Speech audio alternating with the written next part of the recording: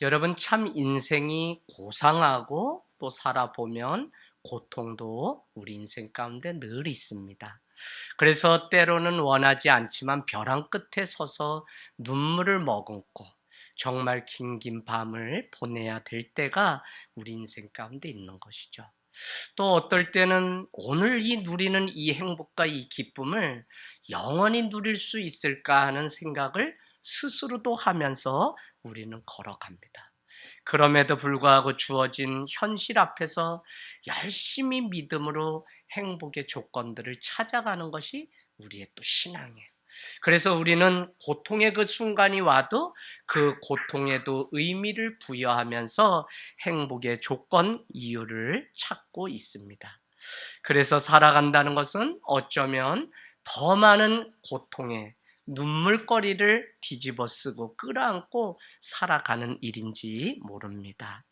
그럼에도 불구하고 살면 살수록 눈물 짓고 살아가는 것이 믿는 성도의 마땅한 십자가의 삶이기 때문에 우리는 그 자리가 고통과 눈물이 또 그 자리가 꼭 기쁨이 아니어도 포기하지 않고 늘 묵묵히 걸어가고 있는 것을 볼 수 있습니다. 오늘 우리가 읽은 말씀은 가나안의 한 이방 여인이 등장하고 있습니다. 이 여인의 이름은 우리가 잘 아는 것처럼 마가복음의 오늘 7장에 보면 스르보니게 여인 이렇게 기록되어 놓았습니다.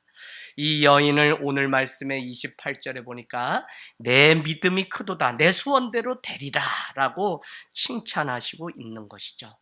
그렇다면 예수님께 칭찬받은 이 여인의 믿음이 무엇이며 어떻게 인생의 큰 문제 앞에서 해결받아 그 응답을 오늘 받을 수 있었을까요? 오늘 밤 저는 기도하면서 여러분 그냥 많은 밤을 우리는 기도도 하고 예배도 드립니다. 그럼에도 불구하고 이 문제가 해결되기를 내 인생 가운데도 일어나기를 원하는 기도하는 밤이 되길 원하고 특별히 이 새해에 기도의 불을 밝혀진 그곳에 다시 일어나고 회복되는 놀란 역사가 간증돼서 또 하나의 성경이 기록되는 은혜가 있기를 원합니다. 여러분 오늘 이 여인의 믿음 안에는 첫 번째 확신이 분명히 있었습니다. 확신을 우리는 카피던스, 다른 말로 담대함이라고 말씀드렸습니다.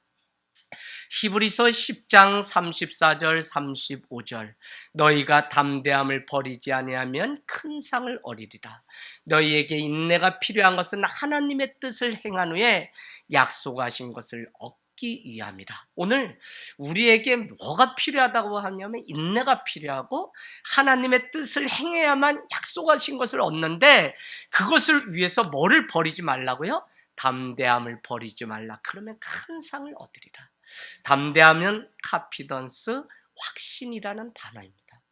여러분 이 확신 없는 기도 때문에 우리는 중도에 포기하고 그만두는 거예요. 그러나 우리 믿음이 어느 때 있든지 천국에 대한 이 확신 가운데 살아가면 오늘 이 여인이 자기 딸이 귀신 들려서 정말 우리를 이 흉악으로부터 풀어주십시오라고 하는 이 간청을 우리도 응답받을 때까지 할 수 있다는 것입니다.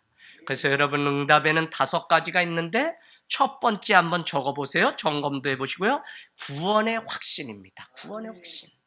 내가 정말 오늘 죽어도 예수 그리스도를 믿는 이 구원의 확신이 내게 분명히 있어야만 우리는 이 믿음 끝까지 가지고 갈 수 있는 것입니다. 두 번째, 성령 인도의 확신이 성도에게는 반드시 있어야 돼요. 내가 어디 가든지 임마누엘의 주님은 사망의 음침한 골짜기에서도 나를 뒤집어 일으켜 세우실 것이다.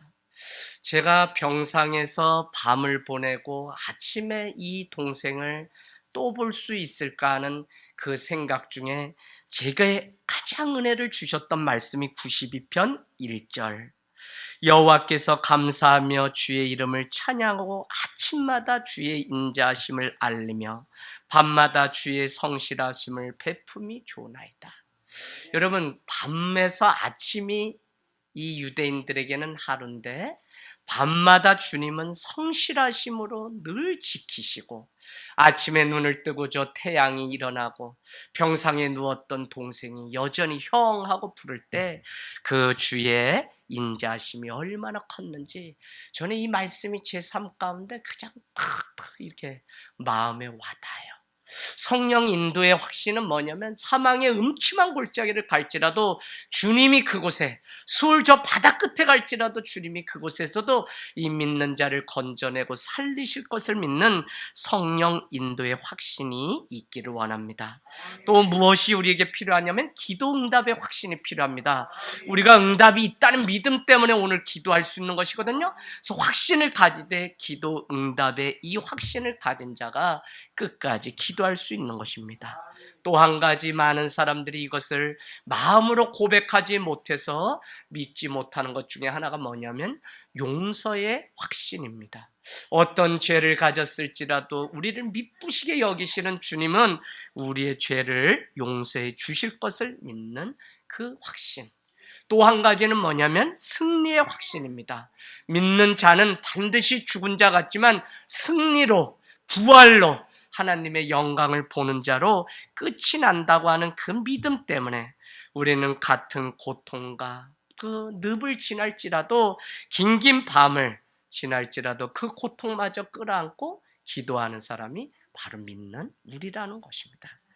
여러분, 오늘 예수님은 가나안 그 여인을 향해서 변두리 변방으로 가고 있습니다. 오늘 예수님을 찾아온 수르보니게 여인이 등장합니다. 그에게는 오늘 22절에 보니까 딸이 흉악하게 귀신 들린 것이 가장 큰 문제입니다. 어린 딸이 더러운 귀신에 들렸다는 것입니다. 여러분, 우리가 살아보면 이 말씀이 더 우리 마음 가운데 와닿는 것은 내가 아픈 것도 괜찮고, 또요, 부모 형제가 아픈 것도 또 견딜만 합니다. 그러나 자식 새끼가 아프면 얼마나 고통스러운지 몰라요. 밤이 막 40도의 열이 오르면 그 아침에 이게 그냥 벗겨놓고 그냥 거기에 찬 얼음 찜질해주고 막 그러다 지쳐서 그냥 잠이 드는 거예요. 그런데 아침에 되면 이 아이가 퍼득퍼득 움직이면서 엄마 물 줘, 물. 그럴 때 그 부활의 은혜가 얼마나 우리에게 큰지 모른다는 것입니다. 오늘 이 여인이 사망을 걷어내기 위해서 하나님 앞에 아무리 죽을 일이 있어도 깨어서 간구하며 간청했더니 오늘 이 사건은 하나님의 영광을 보는 일들로 끝이 납니다. 여러분, 코로나, 오미크론이 있어도 우리는 어떻게든 살아낼 방법을 찾아내고 조금씩 일상의 회복이 우리에게 놓여 있습니다. 도망가지 않고 답을 찾으면, 도망가면 답이 없지만 고민하기 시작하면, 어떻게 살아야 될지 고민하면 우리 인생 가운데 하나님이 답을 주시는 줄로 믿습니다. 그래서 교회도 코로나 상황 속에 새로운 일상력을 우리가 회복되고 있기 때문에 우리는 이제 더 이상 코로나를 핑계대고 두려워서 도망갈 것이 아니라 하나님 앞에 그 답을 찾아서 나오는 은혜가 필요합니다. 누군가는 기도하고, 누군가는 주의 뜻을 구하고, 누군가는 먼저 그의 나라와 의를 구하는 자가 있을 때 오늘 이 고통이 끊어지게 되고, 오늘 밤 우리가 이 고통의 자리에서 기도하고 예수님 앞에 매달리게 될 때, 그 주님이 짊어지신 그 십자가가 내 일이 될 때, 우리는 삼라만상 다 잠든 이때도 영혼이 소생하고 교회가 부흥되고 하나님의 나라가 다시 깨워서 일어나는 역사가 있습니다. 그래서 정말 지금이야말로 깨어 있어야 되고, 지금이야말로 영혼이 잠들면 안 되고, 다 무너진 가정 가운데서도 누군가는 기도하고, 누군가는 아픈 환우를 위해서 기도할 때 하나님의 놀라운 일들이 일어나는 줄로 믿습니다. 여러분, 오늘 말씀 한번 보실래요? 25절, 26절. 스르보니게 가나안 이 이방 여자는 예수님의 발 아래 엎드려 간구했다는 것입니다. 저는 성경을 보면 볼수록 하나님은 당신 앞에 우리의 수치와 상처를 드러낼 때 하나님은 놀라운 일들을 우리 가운데 준비하고 있음을 보게 됩니다. 신앙생활을 하면서 우리가 우리의 문제를 드러내지 않고 밝히지 않아서 자유함을 놓치고 있는 모습들을 많이 봅니다. 여러분, 이 상황에 단절되고 문제가 있다고 해도 코로나 상황 속에서도 공동체에게 나의 문제가 드러나기 시작하면 공동체는 당신의 문제 때문에 기도하면서 함께 이 질긴 성령의 끈을 메고 일어나고 깨어있게 되고, 오히려 자신은 또 이 기도를 통해서 회복되고, 그래서 이 아픔, 그래서 야고보서는 너희 중에 병든 자가 있느냐, 믿음의 장로를 청하여 예수의 이름으로 그에게 기름을 바르고 그를 위하여 기도할 것이요, 너희 중에 범죄한 자가 있느냐, 그를 위하여 기도하면 설령 그가 구원받을지 누가 아느냐고 말씀하고 있습니다. 교회가 무엇이냐? 교회는 저 사람의 연약함, 저 사람의 문제가 내 문제라고 여기고 서로 기도하는 공동체. 저 사람이 잘못했어요? 그러면 어떻게 해요? 내가 더 기도하지 않아서 이 사람이 그랬구나. 여러분, 저 사람이 서운해요? 내가 더 사랑의 손길을 뻗치지 않아서 그렇지라고. 그러면 어떻게 돼요? 서로 기도하게 되고, 그렇게 되면 저 사람도 회복되고, 나는 저 사람의 문제지만 내 문제처럼 여기고 기도하기 때문에 교회가 더 건강하게 세워져요. 하늘 땅 교회는 이 원리를 가지고 일찍이 왔어요. 갈라디아서 6장 2절 말씀에 여러분 가보시면, 너희는 서로 각각 짐을 지라. 왜요? 이것이 그리스도의 법을 성취하는 것입니다 라고 말씀합니다. 여러분, 서로 짐을 져주는 이 지체의식. 그래서 오늘 이 우리의 문제, 나의 문제지만 이것이 공동체와 예수 그리스도 앞에 그것이 드러나고 발견되면 거기에서 다 살아나는 역사가 있어요. 그래서 왜 하늘 땅 교회는 일면에 그냥 아픈 환우만 이렇게 많냐? 하나님의 뜻이 있더라고요. 그 아픈 하늘을 통해서 살아있음에 대한 은혜도 회복되게 되고, 또 우리는 그를 위하여 기도하면 내가 살아나는 은혜가 있기 때문에, 교회를 사랑하시는 주님은 아픈 자, 병든 자, 문제 있는 자를 보내셔서 조금씩 하나님의 사람으로 만들어가는 것들을 우리는 볼 수 있습니다. 여러분, 오늘 우리도 정말 주님 앞에 우리의 상처가 다 드러나고 우리의 고통을 숨길 것이 아니라 공동체와 우리의 삶을 주관하시는 주님 앞에 다 드러나면 주의 보혈로 싸매져서 온전케 회복되는 역사가 있을 줄로 믿습니다. 오늘 여인이 이렇게 간구하였음에도 불구하고 예수님의 반응은 얼마나 냉랭한지 모릅니다. 오늘 말씀 23절에 예수는 한 말씀도 대답하지 아니하였다는 것입니다. 여러분, 우리는 가만히 생각해 보면 이 여인의 믿음이 어떠한 믿음인지 주님은 보시기 위하여 그렇게 간청하며 22절에 나를 불쌍히 여기소서, 내 딸이 흉악하게 귀신 들렸나이다 하는데도 외면하시면서 자기 길을 가시는 예수님의 모습을 우리는 볼 수 있습니다. 그럼에도 불구하고 내 믿음이 크도다, 내 소원대로 되리라고 하는 28절의 이 말씀이 어떻게 응답되어서 이와 같은 칭찬을 받을 수 있을까? 여러분, 그 단서는 22절에 가서 다시 표시하겠습니다. 주 다윗의 자손이여 라고 하는 칭호입니다. 당시 주 다윗의 자손이여라고 하는 이 칭호는, 주는 우리가 잘 아는 것처럼 퀴리어스라고 하는 헬라어고, 주라고 하는 단어는 당시에 황제 외에는 붙일 수 없는 단어입니다. 그럼에도 불구하고 예수를 향해서 주 다윗의 자손이여 우리를 도와주소서라고 긍휼함으로, 그러니까 로마가 지배하던 그때에도 황제가 자기 인생의 주인이 아니라 예수 그리스도, 다윗의 자손이신 예수 그리스도가 내 인생의 문제를 해결해 줄 수 있는 분이라는 사실을 고백했다는 것입니다. 여러분, 예수님은 24절 느닷없이 이렇게 말씀합니다. 나는 이스라엘의 집에 잃어버린 양 외에 다른 데로 보내심을 받지 아니하였다. 이 말씀이 무슨 뜻이에요?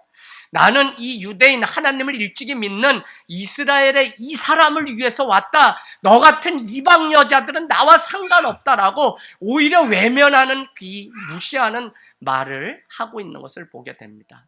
물론 우리는 오늘 문구가 그렇다고 해서 예수님이 이스라엘 사람들만 구원하려고 왔다는 의미가 아니라 온 인류를 위해서 오신 분입니다. 그럼에도 불구하고 오늘 이 여인이 하나님께 칭찬받기까지는 온갖 수모와 저주와 같은 말들을 받았는데 그것 중에 하나가 무엇이냐면 전혀 반응을 보이지 않고 또 한 가지는 나는 이스라엘 외에는 보내심을 받지 않았기 때문에 너의 그 사정에 대해서 내가 상관할 바가 아니라고 그렇게 단언하며 못을 박는 모습을 볼 수 있습니다. 그러니까 다시 나를 불쌍히 여겨주세요라고 하면서 25절에는 예수께 나와서 절하면서 주여 저를 도와주소서라고 다시 재간청하는 모습을 보게 됩니다. 그랬더니 예수님은 26절에 자녀의 떡을 취하여 개들에게 던짐이 마땅하지 않다. 자녀가 먹을 건 자녀가 먹어야지 이 떡을 가지고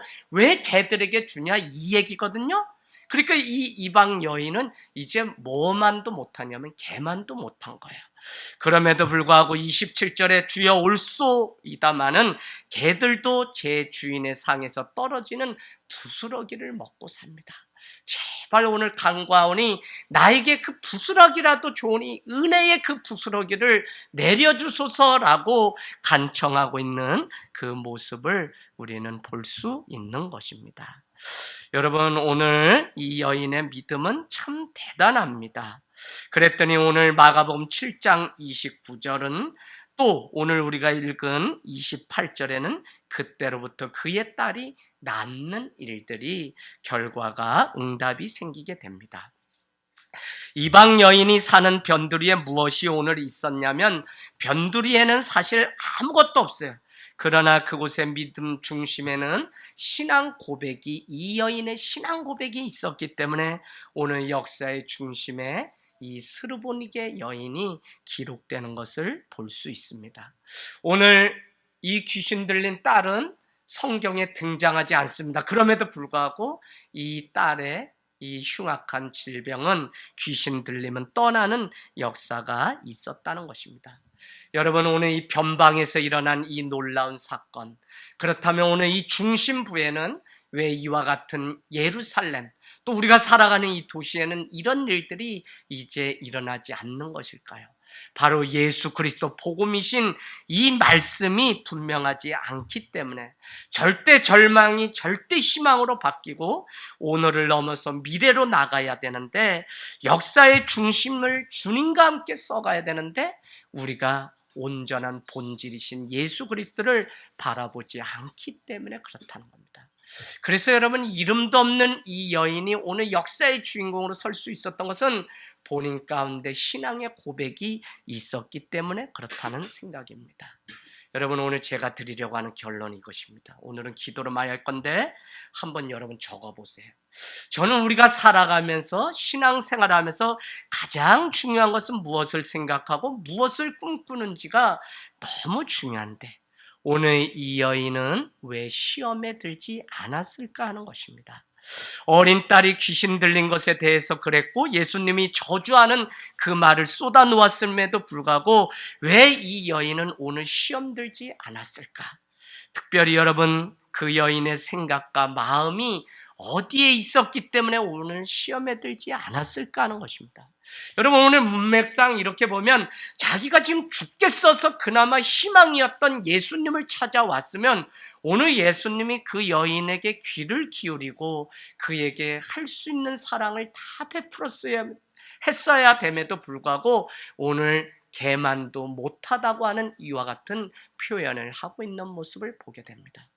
여러분 오늘 이 여인은 개라고 하는 말에 자기 인생의 생각과 방점이 찍힌 것이 아니라 오직 이 일을 해결하시는 창조주 하나님께 자신의 시선과 생각을 고정했기 때문에 오늘 이 여인은 시험에 들지 않았다는 것입니다. 그래서 제가 연초에 이 말씀이 다시 보여주면서 그렇다, 올해 2022년 우리의 생각과 마음은 내면을 잘 관리하고 우리의 영혼의 이 뿌리가 썩어서 우리가 늘 흔들리고 이제 움직이는데 시험에 드는데 우리의 생각과 마음을 잘 다스려야만 우리는 은혜의 것들을 취하고 들을 수 있겠구나. 그래서 여러분 먼저 믿은 우리가 정말 중요해요. 가정을 세우고 가문을 세우는데 믿음의 한 사람이 있어야 되는데 그 사람이 바로 오늘 개가 아니라 주님께 집중하여서 오히려 이와 같은 때에 하나님을 더 바라보고 하나님을 향해서 자기의 믿음을 다 드릴 수 있는 그 믿음이 우리에게 필요하다는 것입니다. 예수님께만 초점을 맞추면 오늘 주님은 역사의 중심에 바로 스르보니게 여인을 두었던 것처럼 우리 인생도 그렇게 세워가실 줄로 믿습니다. 많은 사람들이 자기의 영혼을 관리하지 못해서 인생을 허비하고 여전히 결단하지 못하고 살아갑니다. 정처 없이 자신이 머물 곳이 어딘지 모른 채 살아가는 것입니다. 교회라고 하는 것도 주님 때문에 나오는 것이 아니라 자신의 필요 때문에 나오는 일들이 많이 생깁니다. 그래서 그 안에 내가 목숨을 걸고 지켜내야 될 가치나 생명이 있기 때문에 나를 드리는 것이 아니라 정처 없이 오고 가는 사람들만 많은 곳이 오늘 교회입니다. 여러분, 이스라엘 외에는 내가 보냄을 받지 아니하였다고 말씀합니다.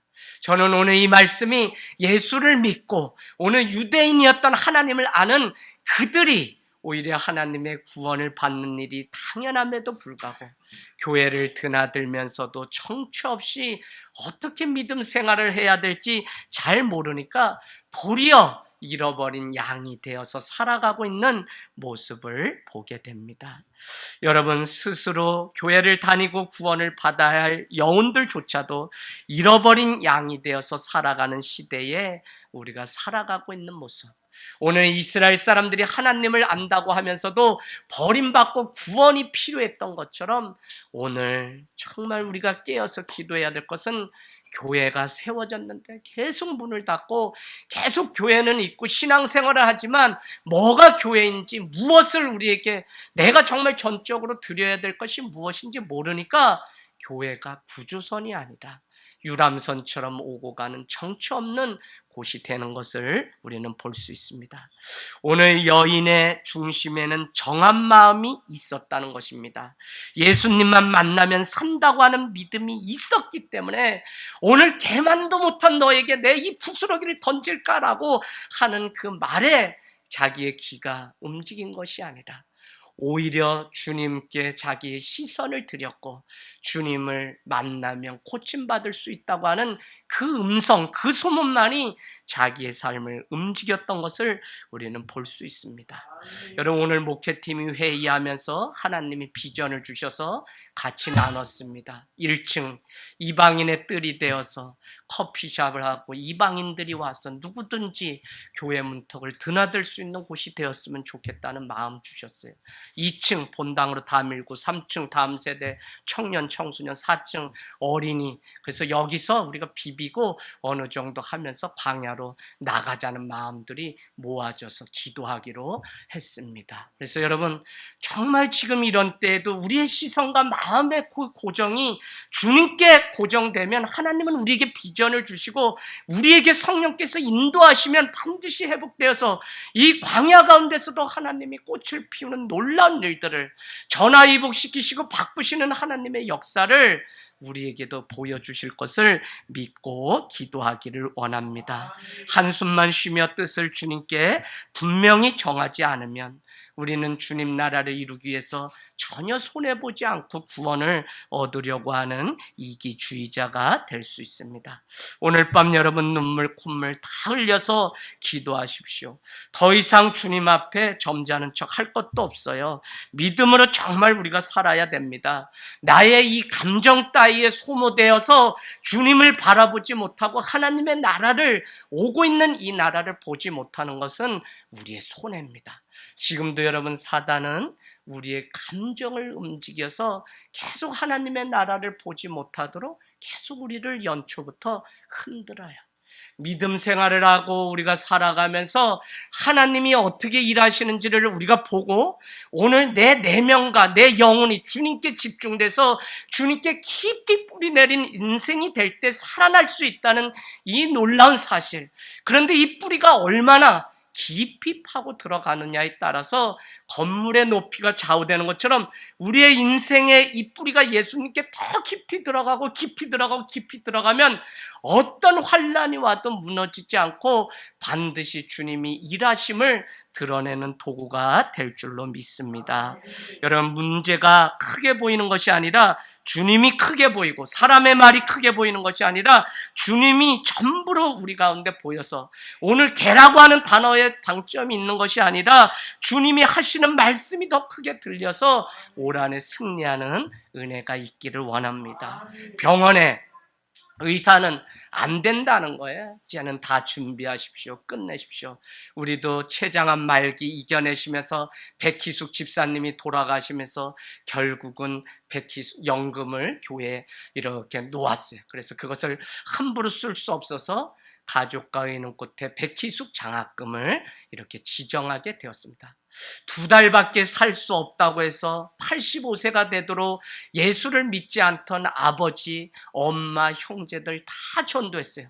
2달 사신다는 분이 주님 곁에 와서 기쁘고 즐거우니까 췌장암 말기인데 2년을 더 죽는 날까지 저기 잠옷실에서 기도하시다 정말 마지막 그 부름이 와서 가서 이렇게 병원에 입원했는데 보고 오다가 아니다, 가서 임종예배 드려야 되겠다 해서 저 병점에서 오다가 다시 성빈센트 가서 찬양 중에 하나님께 영광 돌리며 웃으면서 전혀 아프지 않은 사람처럼 마지막을 마쳤던, 그래도 늘 본인도 기도했고 교회도 사랑하는 집사님을 끌어안고 끝까지 기도해서 그 자녀들이, 그 가정이 살아나서 정말 살리고자 와서 그냥 와줬지만 이제는 주님이 아니면 살 수 없는 믿음으로 살아가시는 분이 우리 김영자 권찰님.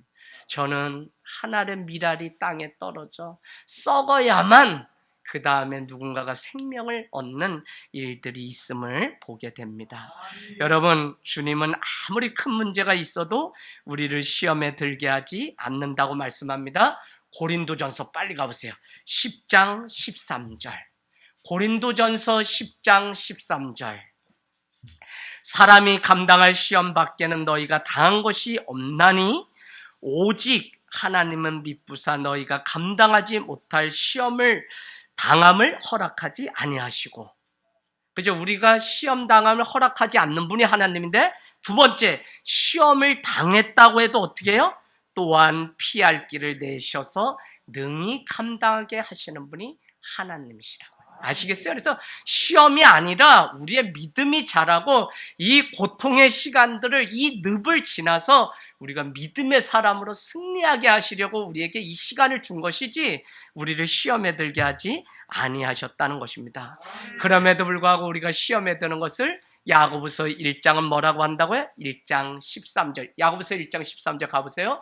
하나님은 사람이 시험을 받을 때 내가 하나님께 시험을 받았다 하지 말지니 하나님은 악에게 시험을 받지도 아니하셨고 본인이 시험 받지도 않고 친히 아무도 시험하지 아니하셨다는 거예요. 근데 교회는 은혜는 안 받고 자꾸 시험 들었다는데 그렇지 않다는 거예요.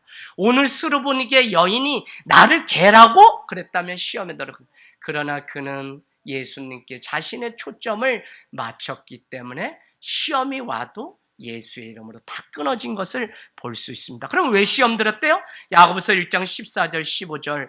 오직 각 사람이 시험을 받는 것은 자신의 욕심에 끌려서 미혹되는 거지, 시험에 왜 들어? 나를 알아주지 않는 거, 나를 인정해주지 않았다, 내 수고를 높이 칭찬해주지 않았다, 뭐 여러 가지 우리가 부인하지 못해서 시험거리에 늘 빠져서 살아가는 일들이 있잖아요.